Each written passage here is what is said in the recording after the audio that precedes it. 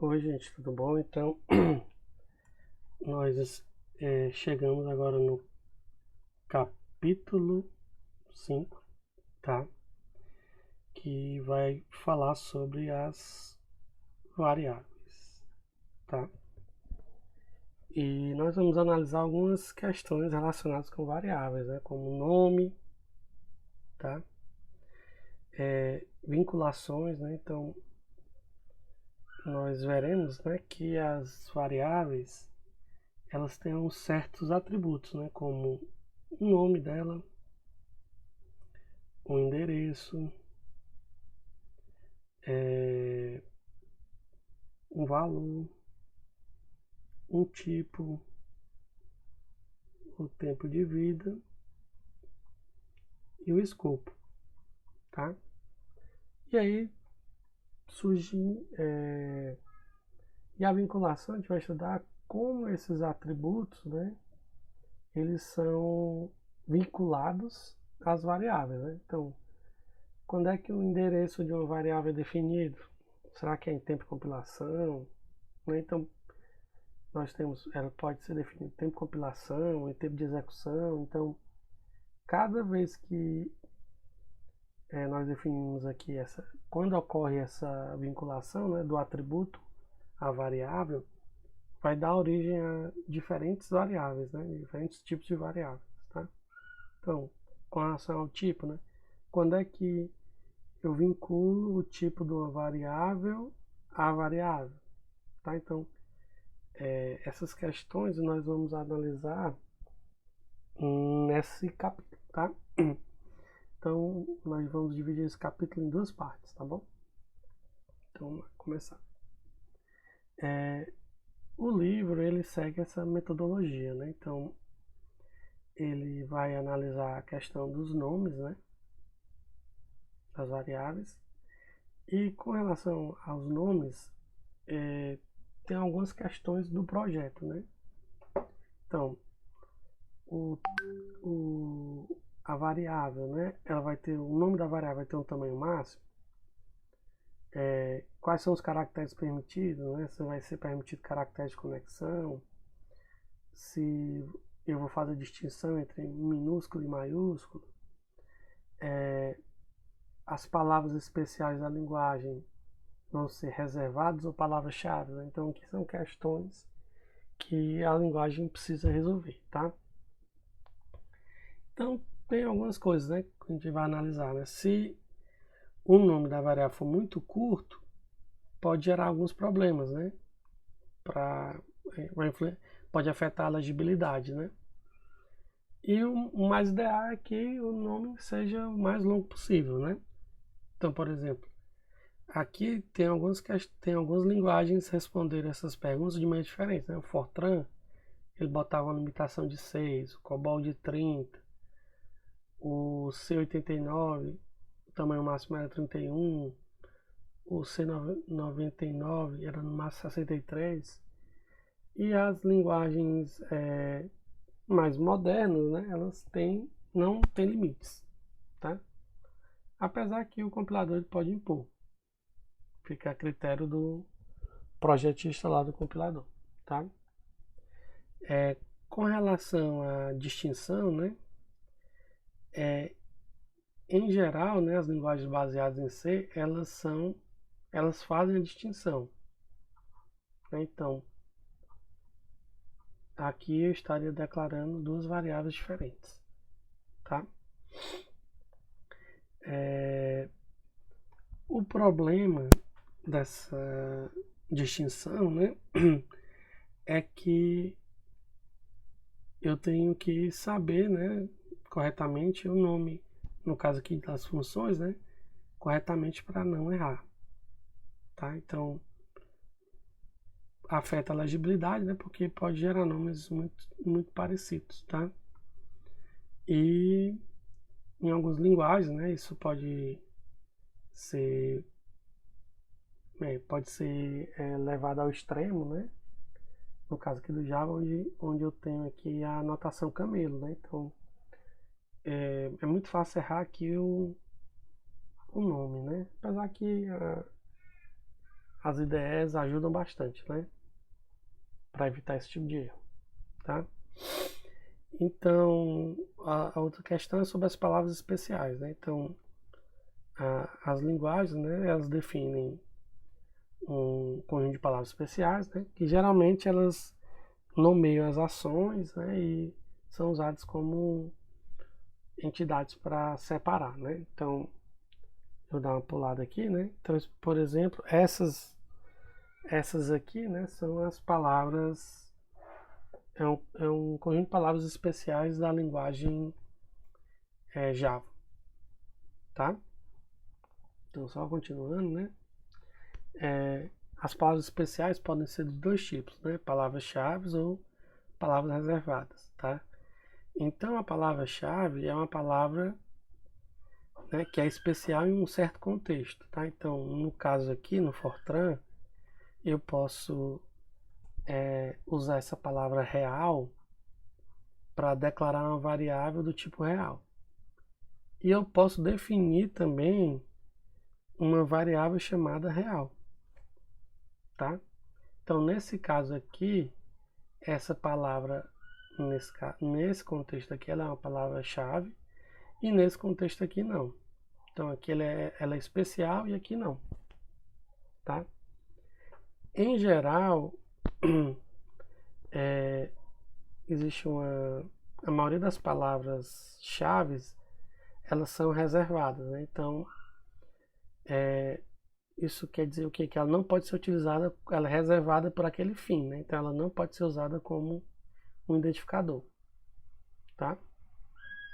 Então, um problema aqui, né, é que se as palavras reservadas forem numa grande quantidade, pode acontecer algumas colisões, né? Então, o ideal é que seja grande o suficiente, né? Mas não maior do que esse suficiente, né? Então, aqui tem algumas regras. Assim, com relação aos nomes das variáveis, né? Eu tenho que definir algumas regras, né? Então, no caso aqui do Java, nenhuma palavra reservada pode ser usada como o nome do identificador, né? Então, eu não posso declarar uma variável com o nome true e false, tá? Não posso usar uma variável chamada null. Ela não pode conter espaços em brancos ou caracteres de formatação. O primeiro caractere tem que ser uma letra, um cifrão, um underline. E os caracteres seguintes podem ser letra, cifrão, underline e dígito, tá? Então aqui eu posso fazer uma regra, né, uma expressão regular, que o identificador ele é uma letra ou um cifrão ou um underline seguido de letra, cifrão, underline ou dígito, uma ou mais vezes, tá? Então essa regrinha aqui, né, como a gente viu lá no exercício, eu posso usar essa regra aqui para encontrar os identificadores, né, na linguagem, né? E aí no nosso código lá eu tinha um conjunto de palavras-chave aí, e eu verifico quando casa com esse padrão, eu verifico primeiro se ele não é uma palavra-chave, né? Tá bom? Então nós verificamos isso, né, lá na análise léxica, né?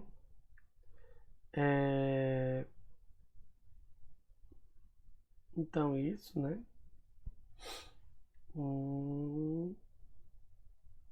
Tá, então algumas. Então, no caso aqui, a gente conseguiu fazer tudo na análise léxica, né? Se tiver alguma coisa que não dê para fazer na análise léxica, eu vou ter que fazer na análise semântica, né? Então aqui, um conjunto de palavras, né? Tem algumas algumas observações aqui, né? Então, essa palavra reservada goto e essa const, elas são reservadas, mas elas não têm uso na linguagem. E tem outras que foram adicionadas em versões posteriores, né, da linguagem. Tá? Então a linguagem ela pode crescer, né, e adicionar novas palavras reservadas, tá?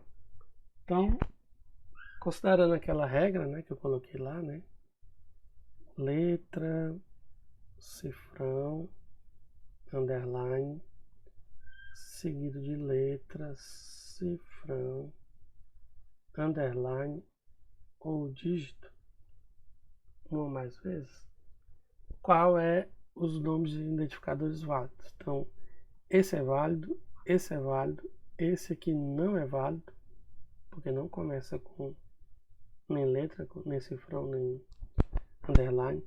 Esse aqui também não é válido, não é válido, não é válido, tá?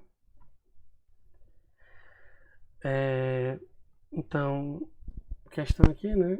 Uma palavra-chave, palavra reservada. É uma palavra especial em certos contextos e pode ser usada como nome de variáveis. Palavra-chave. É uma palavra especial que não pode ser usada como nome variável, reservada. Aqui a palavra integer, ela está como palavra-chave e aqui como nome de variável. E o contrário com real, né? Então aqui é palavra-chave, tá? Então, como eu tinha dito anteriormente, né, a variável seria uma abstração do estado de memória, né? No paradigma imperativo, né? E aqui eu tenho esses 6 atributos, tá? Então vamos lá. Então, o atributo nome, né? O nome dos identificadores. E o endereço é um atributo que é o endereço de memória que aquela variável está associada, tá? Então aqui é um exemplo que eu tenho 2 subprogramas com a variável com o mesmo nome e durante a execução elas vão ter endereços diferentes. Né? Elas podem até ter o mesmo endereço, mas em geral vai ter endereço diferente, tá? Então, aqui é um exemplo também de uma variável, essa variável aqui n, ela pode ter é uma variável declarada na mesma função que ela pode ter diferentes endereços durante a execução, né? Então, se você pegar aqui esse visualizador aqui, né? Então, quando eu faço aqui, né? Eu posso ter uma função, a função que todo mundo já conhece, fatorial.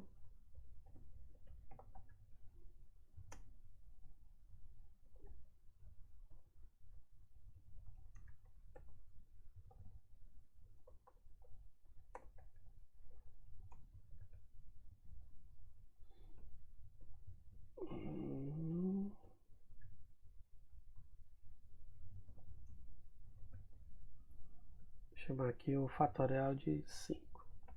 Tá? Então, você já sabe, né? Como é a execução aqui, mas vou só mostrar aqui o que acontece. Então, começa aqui a função main, ela vai chamar o fat5,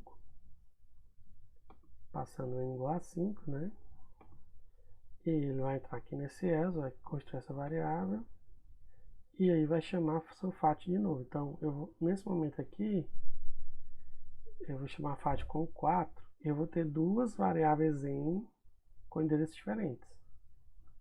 Variável da mesma função, né?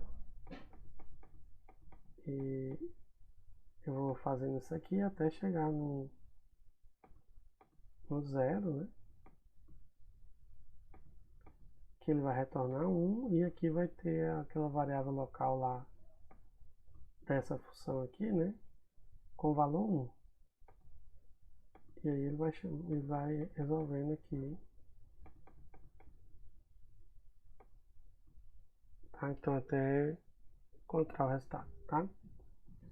Então eu posso, né, ter a mesma variável declarada na mesma função com endereços diferentes, né? Eu também posso ter duas variáveis, tá? Com nomes diferentes, mas associados ao mesmo endereço, tá? No caso aqui é um ponteiro e uma variável, né? No C++ e no Java, né, eu tenho uma referência que é mais simples de entender, né? Então aqui no caso a variável A e a referência do A, elas estão podem ser utilizadas para acessar o mesmo endereço, tá? Aqui é um esquemazinho que eu estou usando essa variável A para acessar indiretamente o vetor V, tá? Então o A recebe o endereço do vetor, tá? Então vai receber o endereço da primeira posição. E aqui quando o I for 0, esse comando aqui vai ser V0 recebe 0, tá? Então vamos ver isso aqui lá na prática, né? Então vou fazer aqui aquele meu código ali, né? Então o que eu estou dizendo é que eu tenho um vetor, tá? E aqui um ponteiro. E aqui eu vou fazer um for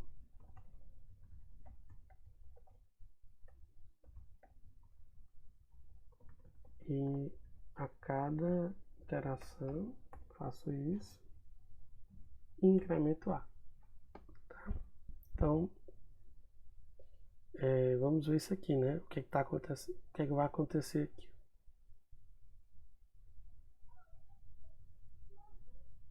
Ele está gerando aqui, né, essa execução.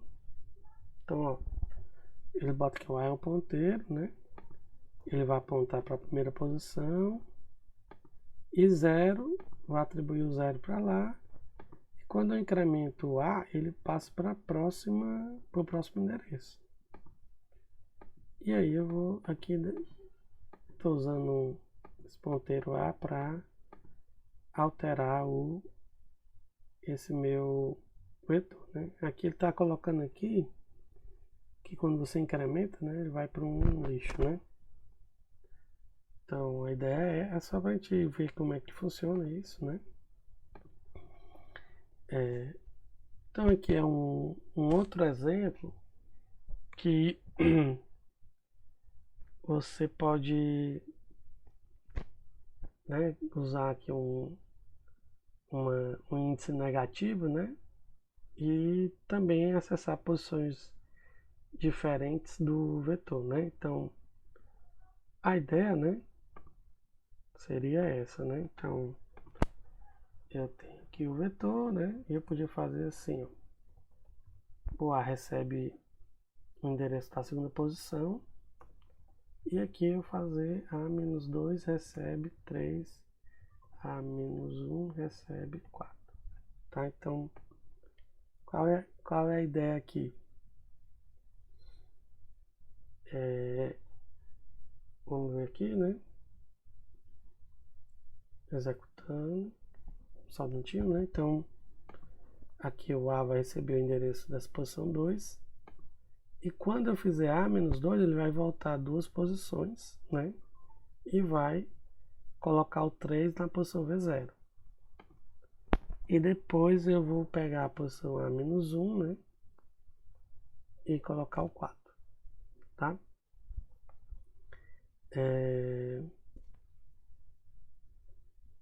Então pronto, né? Se você quiser, se a gente quisesse ver aqui Mas é isso mesmo, vamos continuar. Então aqui a ideia da referência, né? Então os outros dois atributos, né, é o tipo e o valor, né? Então, lembrando que o tipo, basicamente, né, é uma faixa de valores para aquela variável e as operações, tá? Que no caso ponto flutuante também tem a precisão. E o valor, né, é o conteúdo da localização de memória com a qual aquela variável está associada. Em geral, a gente divide você pode falar de valor L, né, que é o endereço da variável, e o valor R, que corresponde ao valor da variável, né? Então, só para a gente ver aqui, né, por exemplo, a variável byte, ela está relacionada com essa faixa de valores, tá? Então, eu tenho as operações que vão pegar valores bytes que estão dentro dessa faixa, né? Então, cada tipo aqui, ela está associada com a faixa de valor, tá? E essa, por exemplo, o inteiro, ele está associado a essa faixa de valor. O long, né, aqui, ele está associado a essa outra faixa, tá? E assim por diante, tá? Então aqui eu coloquei também uns exemplos aqui de valores, né, associados, tá? Que no caso, né, o inteiro ele pode ser um constante hexadecimal, um octal, né? Então, aqui tem vários exemplos de valores associados a esses tipos, né? Então, surge uma pergunta, a gente já viu aqui, né? O nome, o endereço, o tipo e o valor, né? Então, quando acontece a ligação desses atributos com a variável, quando é que se liga, né? Então, geralmente a gente define, a gente fala de vinculação, né? Quando acontece vinculação do endereço, vinculação do tipo, e a gente fala do tempo, né? Então, quando ocorre essa vinculação, tá?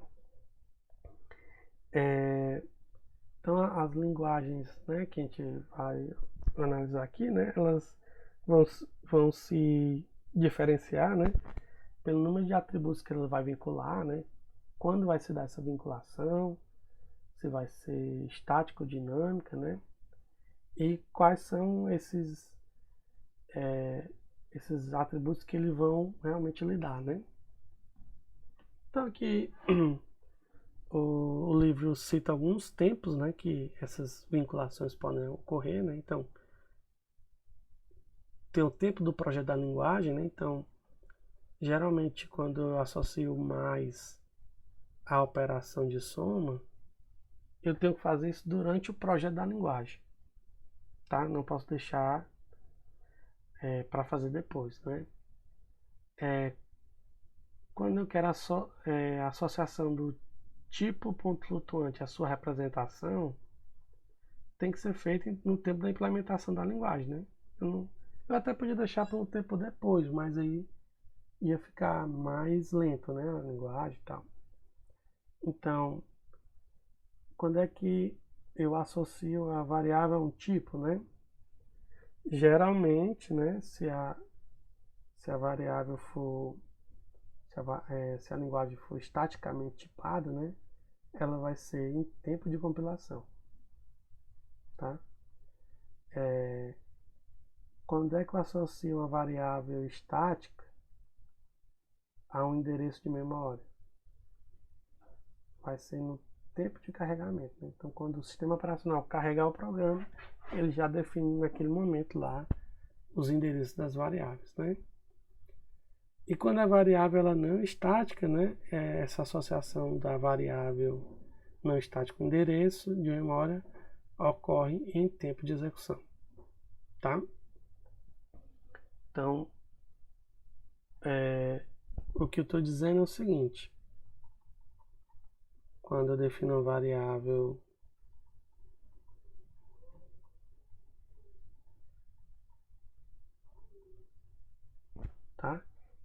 essa variável A aqui, que ela é global, o endereço dela é definido na hora que carrega o programa. E essa variável aqui, que é local, ela vai ser definida, o endereço dela, quando eu estiver executando o programa. Tá? Então, essa vinculação, né, que geralmente a gente vai separar a vinculação em dois tipos, né, estático e dinâmico. Tá? Então, o estático é se ocorre antes do tempo de execução e permanece inalterado, e dinâmica se ocorre durante a execução e puder ser alterado. Tá? Então, um exemplo aqui é de uma vinculação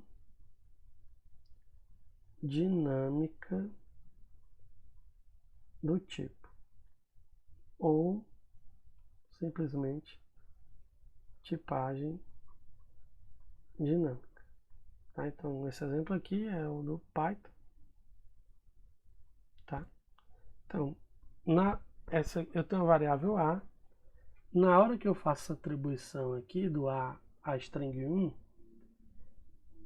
nesse momento aqui, né, eu estou definindo o tipo de A, que vai ser string. Se depois eu atribuir o 12, o que é que vai acontecer? Eu vou alterar, tá? Então ela é duplamente dinâmica, né? Porque tanto eu defino tempo de execução, como eu posso alterar, né? Então quando eu adiciono aqui o 12, eu vou mudar aqui o tipo para int. Quando eu atribuo 12 elevado a 60, né, um tipo muito grande, ele já vai mudar para long. E assim por diante, né? Então,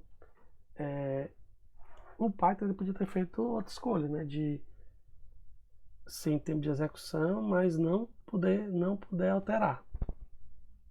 Tá? Mas aí ele escolheu por ser muito dinâmico, né? E aí isso tem as suas vantagens e as suas desvantagens, né? Então, quando a gente vai fazer a vinculação nessa ligação do tipo com a variável, como eu falei, né, pode ser estático, pode ser dinâmico. Tá? O estático ele pode ser implícito ou explícito. Tá? Então vamos ver aí. Quando eu tenho uma vinculação estática implícita, tá? Então o mais comum é explícito, né? Então quando você declara aqui uma variável, né?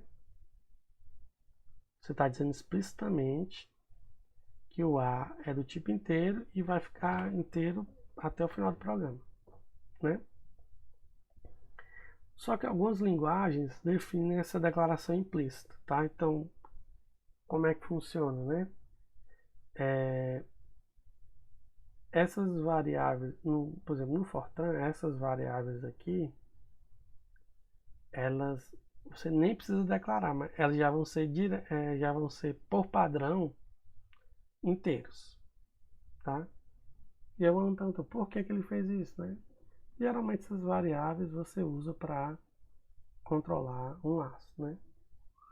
Então ele reservou essas variáveis aqui para por padrão já ser inteiro, né? A linguagem Perl aqui ela fez uma coisa um pouco diferente, né? Que é o seguinte: se você declarar uma variável assim, $A, ela é ou um string ou um valor numérico, tá? Então seria um tipo de declaração implícita, né? Se você colocar um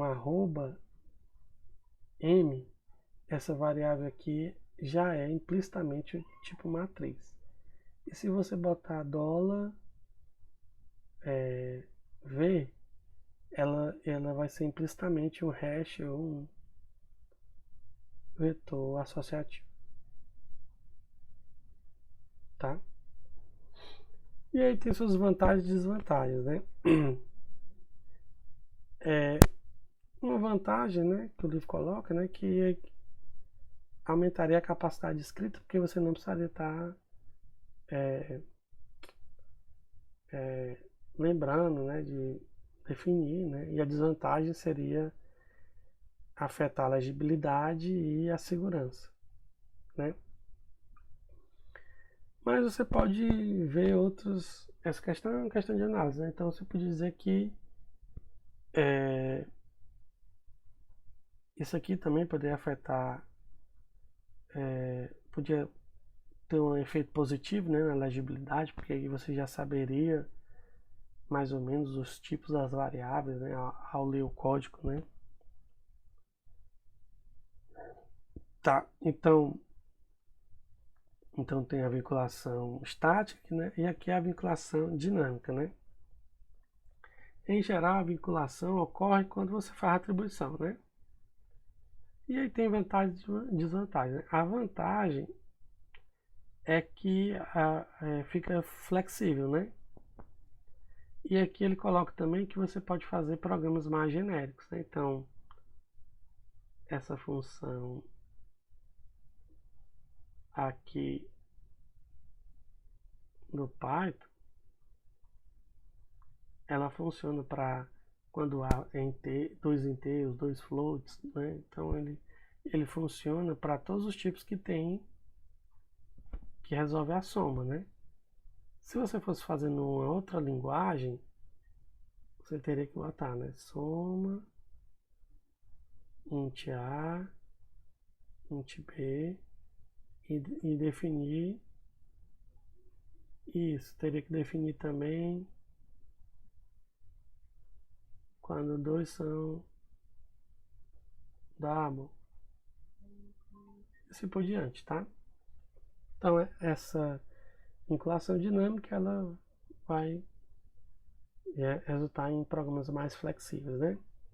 A desvantagem é a desvantagem principal, né? Que é a detecção de erros fica mais difícil, né? Porque vou ter que fazer em tempo de execução e, e é o custo, né? Então, eu até coloquei aqui, né, um exemplo, né, do questão de vinculação dinâmica, tá? E aí, a próxima coisa a gente vai deixar para a próxima aula, tá?